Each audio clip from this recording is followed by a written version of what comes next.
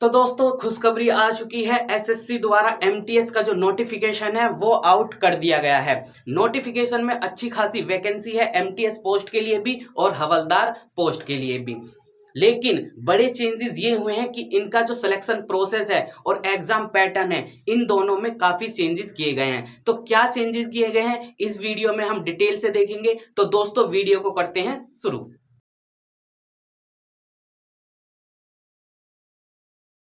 करते हैं application form को आप कब से अप्लाई कर सकते हैं। तो आप अप्लाई कर सकते हैं 18 जनवरी 2023 से। लास्ट डेट जो रखी गई है वो रखी गई है 17 फरवरी 2023। लगभग आपको एक मंथ दिया जाएगा इस फॉर्म को अप्लाई करने के लिए। करेक्शन डेट भी आपको बताई गई है। करेक्शन डेट अगर आप फॉर्म अप्लाई करते वक्त कोई गलत जानकारी प्रोवाइड कर देते हैं, सबमिट कर देते हैं, तो आप फॉर्म को एडिट कर सकते हैं 23 और 24 फरवरी को। एग्जाम डेट भी मेंशन की गई है। एग्जाम डेट जो है वो है आपकी अप्रैल 2023, यानी आपका एग्जाम करा दिया जाएगा अप्रैल 2023 में।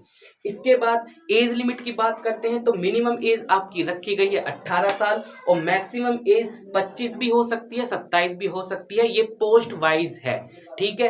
किसी किसी पोस्ट पर आपकी एज 25 होगी मैक्सिमम और किसी पोस्ट पर 27 यानी 27 ईयर होगी मैक्सिमम।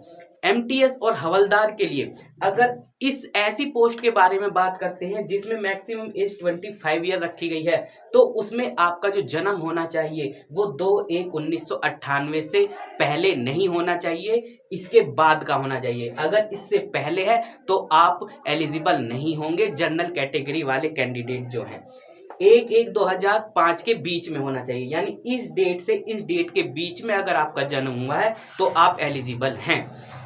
27 साल जिस पोस्ट के लिए मैक्सिमम एज 27 साल रखी गई है उसके लिए क्या है 2/1/1996। 2/1/1996 से पहले नहीं होना चाहिए और 1/1/2005 के बाद का नहीं, यानी इन डेट के बीच का होना चाहिए, तभी अप्लाई या वो एलिजिबल है इस फॉर्म को फिल करने के लिए। इसके अलावा जो SC ST और OBC कैटेगरी से कैंडिडेट होते हैं उनको अपर एज में एज रिलैक्सेशन मिलता है, तो इस वैकेंसी में भी आपको मिलेगा जैसे हर बार मिलता है। 1998 है SC और ST कैटेगरी को 5 ईयर का मिलता है, तो आप इसमें से 5 ईयर माइनस कर दीजिए। तो 1993 SC और ST के लिए इस डेट से 2/1/1993 से 1/1/2020 के बीच में अगर जन्म हुआ है SC और ST कैंडिडेट का तो आप अप्लाई कर सकते हैं।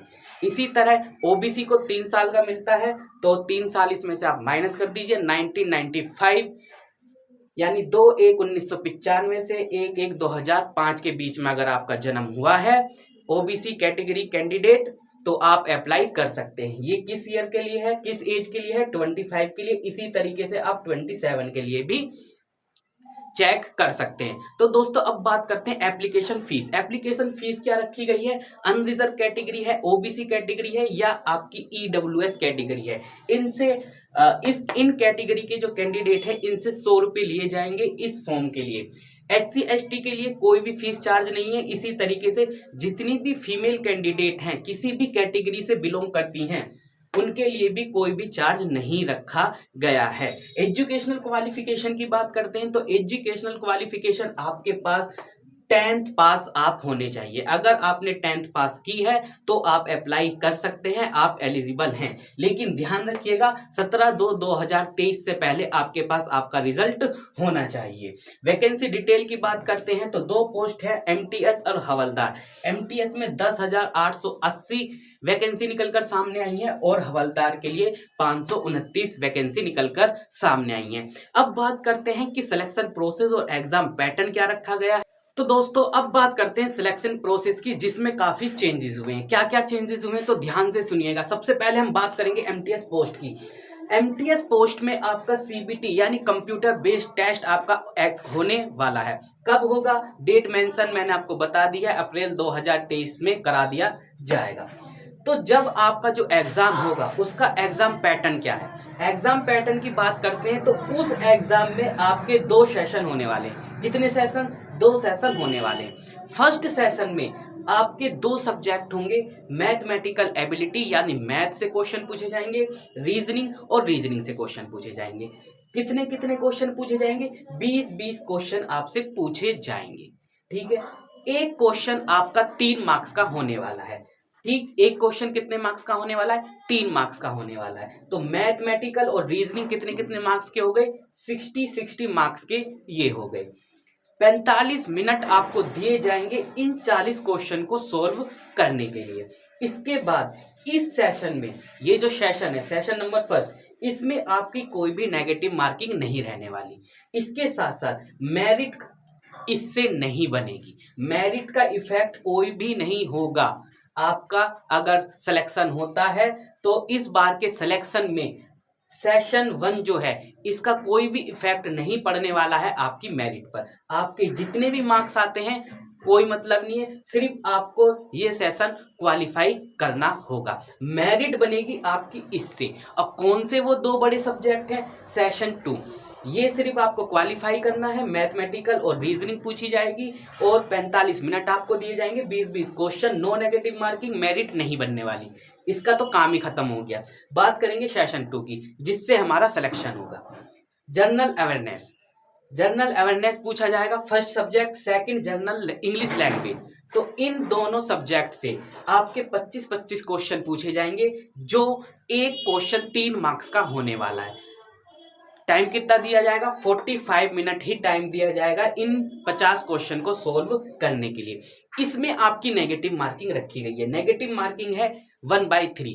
अगर आप एक क्वेश्चन सही करते हैं तो आपको 3 नंबर दिए जाएंगे, अगर आप एक क्वेश्चन गलत करते हैं तो आपका 1 नंबर काट भी लिया जाएगा। इसका कहने का मतलब ये है, मेरिट आपकी यहीं से बनेगी। अब मेरिट कितने मार्क्स में से बनेगी, तो वो 150 मार्क्स में से, क्योंकि 25-25 क्वेश्चन है, एक क्वेश्चन 3 मार्क्स का है, तो 25 3 जा 75, 2 सब्जेक्ट है तो 75 यानी 150। तो 150 में से आपकी मेरिट बनने वाली है। यहां से आपकी कट ऑफ लगेगी एमटीएस पोस्ट के लिए, यहां से कट ऑफ नहीं लगेगी, केवल आपको क्वालिफाई करना है। मैथमेटिक यानी मैथ और रीजनिंग का तो पत्ता इन्होंने साफ कर दिया है एसएससी वालों ने। ये तो हो गई एमटीएस की बात। इसके अलावा हमारी दूसरी पोस्ट भी है हवलदार। अब हवलदार का क्या लेना देना है, हवलदार में ध्यान दीजिएगा कि जो भी सीबीटी होगा, सीबीटी एग्जाम जैसे एमटीएस का हुआ सेम ऐसे ही होगा। सेम यही है, यही एग्जाम पैटर्न है कि आपको एमटीएस जो हवलदार की पोस्ट के लिए फॉर्म अप्लाई करेंगे तो सेम यही होगा। बात क्लियर है। लेकिन आपका फिर आगे होगा फिजिकल टेस्ट। हवलदार पोस्ट के लिए क्या होने वाला है, फिजिकल टेस्ट होने वाला है। फिजिकल टेस्ट में आपका एक सीट पर, यानी एक सीट पर 5 कैंडिडेट को बुलाया जाएगा।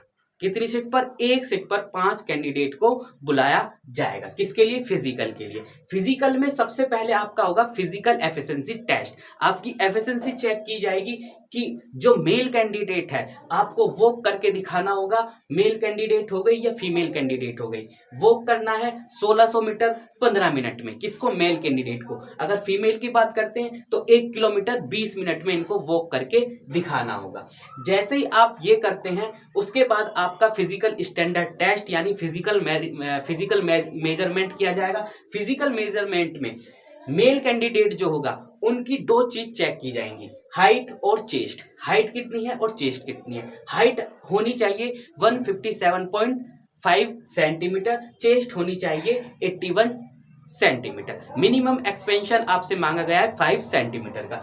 इसी तरीके से फीमेल का हाइट चेक की जाएगी, 152 सेंटीमीटर होनी चाहिए। इसी के साथ साथ इनका वेट चेक किया जाता है। क्या चेक किया जाता है, वेट चेक किया जाता है, जो 40 केजी आपका होना चाहिए। तो इस बार का ये सिलेक्शन प्रोसेस इन्होंने रखा गया है।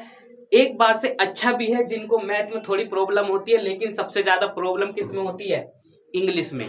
तो अब आपका जो सिलेक्शन होगा वो इन दोनों सब्जेक्ट के ऊपर होने वाला है। ठीक है, तो इन दोनों सब्जेक्ट पर आपको अच्छा खासा फोकस करना है इस बार, अगर आपको सिलेक्शन लेना है। तो दोस्तों इस